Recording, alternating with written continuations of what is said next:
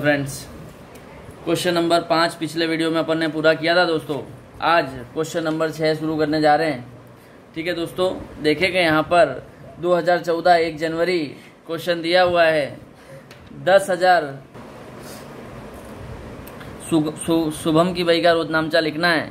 10,000 का माल स्टॉक, 15,000 रोकड़, 50,000 का फर्नीचर और 10,000 का देनदार धंधे में लाकर धंधा शुरू किया।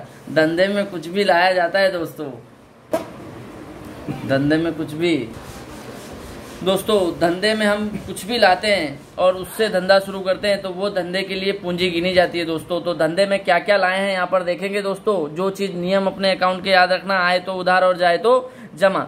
10,000 रुपए का माल स्टॉक लाए, 15,000 रुपया रोकड़ लाए, 50,000 का फर्नीचर लाए और 10,000 का देनदार धंधे में लाए। ये सब चीजें आ रही हैं तो क्या है, उधार का नियम है, आए तो उधार और जाए तो जमा। तो ये सारी चीजों को मैं उधार कर दूंगा।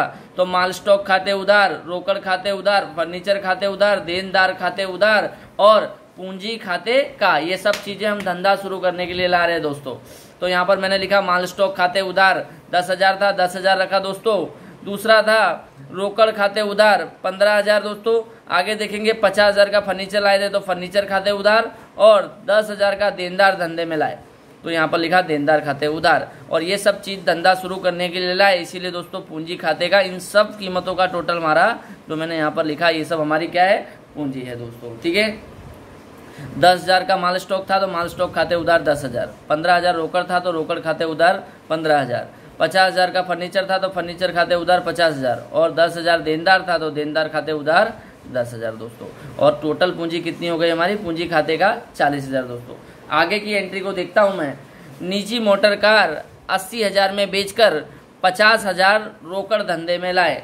दोस्तों वस्तु कितने की थी, कितने में बेची, उससे कोई मतलब नहीं होता है। जो भी चीज हम धंधे के लिए करते हैं उसको मायने, उसको ध्यान रखते हैं दोस्तों। तो 50,000 रुपया हम लाए हैं। 80,000 का मोटर कार बेचकर कितने में लाए, कितना लाए, 50,000 लाए। तो आ रहा है तो रोकड़ खाते उधार और किसके लिए लाए, धंधे के लिए, तो पूंजी खाते का 50,000 50,000 दोस्तों।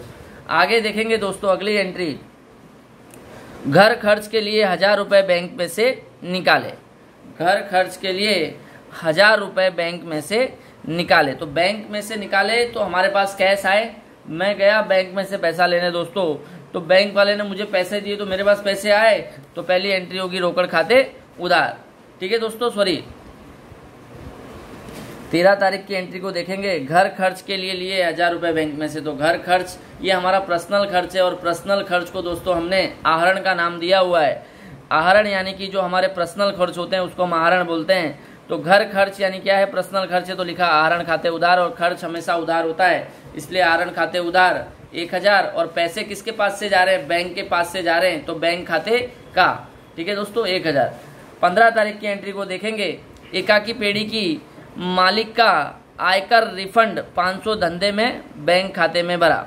दोस्तों एकाकी पेड़ी का जो मालिक था उसके आयकर रिफंड 500 धंधे में बैंक खाते में भरा। तो यहाँ पर क्या होगा, बैंक के पास आ रहा है तो बैंक खाते उधार 500 और पूंजी खाते का, क्योंकि कहाँ भरा, धंधे में भरा है। ठीक है, कहाँ लेकर आए, बिजनेस में लेकर आए दोस्तों। तो पूंजी खाते का लिखते, बिजनेस में कुछ भी लाए और बैंक में आ रहा है तो बैंक खाते उधार और पूंजी खाते का।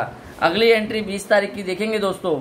धंधे में से निजी उपयोग के लिए 1,000 का माल तथा 400 रुपए नकद ले गए। दोस्तों ध्यान देंगे यहाँ पर पर्सनल यूज, धंधे में से निजी उपयोग यानी आहरण। 20 तारीख की एंट्री देखा दोस्तों। निजी उपयोग के लिए 1,000 रुपए का माल ले गए और 400 रुपया नकद ले गए। निजी उपयोग यानी आहरण और आहरण हमेशा उधार होता है दोस्तों। खर्च और नुकसान उधार करते हैं तो आहरण खाते उधार 20 तारीख की एंट्री कर रहा हूँ। आहरण खाते उधार 14,000। क्यों 14,000 हुआ, 10,000 क्या था, 10,000 का माल था और 400 रुपया नकद था। तो टोटल कितना हो रहा है 14,000 और ये दोनों ही क्या थे, आहरण, पर्सनल खर्च के लिए था।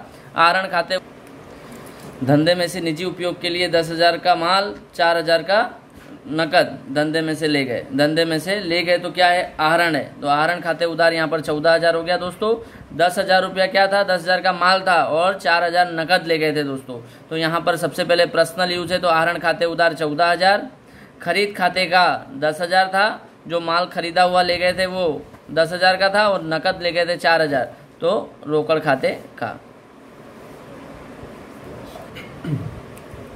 दोस्तों 20 तारीख की एंट्री को देखा, पर्सनल खर्च था, आहरण खाते उधार, टोटल रकम हो रही है 14,000, जिसमें से 10,000 का माल ले गए थे और 4,000 रुपये नकद ले गए थे।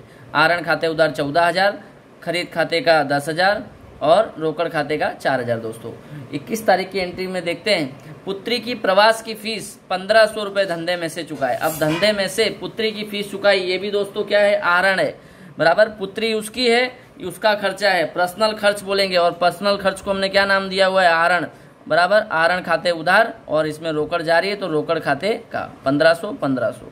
आगे की एंट्री को देखते हैं दोस्तों,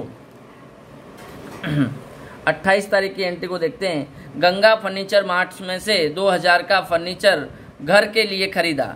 अब घर के लिए खरीदा है दोस्तों और ये उधार व्यवहार है, कैसे पता चलेगा, तो यहाँ पर गंगा फर्नीचर नाम, व्यक्ति का नाम दिया हुआ है और कैश का कोई भी जिक्र नहीं किया हुआ है दोस्तों, ठीक है। रोकड़ का कोई भी जिक्र यहाँ पर नहीं हुआ है और व्यक्ति का नाम आया है, तो ये उधार व्यवहार है। और ये पर्सनल खर्च है, घर के लिए खरीदा, तो आहरण खाते उधार और गंगा फर्नीचर मार्ट खाते का, क्योंकि हमने इसके पास से खरीदा है, इसको पैसे नहीं दिए हैं तो इसको पैसे चुकाएंगे, ठीक है दोस्तों। आहरण खाते उधार, गंगा फर्नीचर मार्ट खाते का 2,000। आगे की देखते हैं दोस्तों, 31 तारीख की लास्ट एंट्री को देखते हैं, जीवन बीमा प्रीमियम के 500 रुपए चेक से भरे। जीवन बीमा प्रीमियम के 500 रुपए चेक से भरे। जीवन बीमा प्रीमियम इंसान का अपना खर्च होता है जिसको आहरण बोलते हैं, ठीक है दोस्तों। पर्सनल खर्च है तो आहरण खाते उधार और चेक से भरा है तो पैसे कहाँ से कटेंगे, बैंक से, तो बैंक खाते का 500, ठीक है दोस्तों। होमवर्क में यही आपको करके दिखाना है।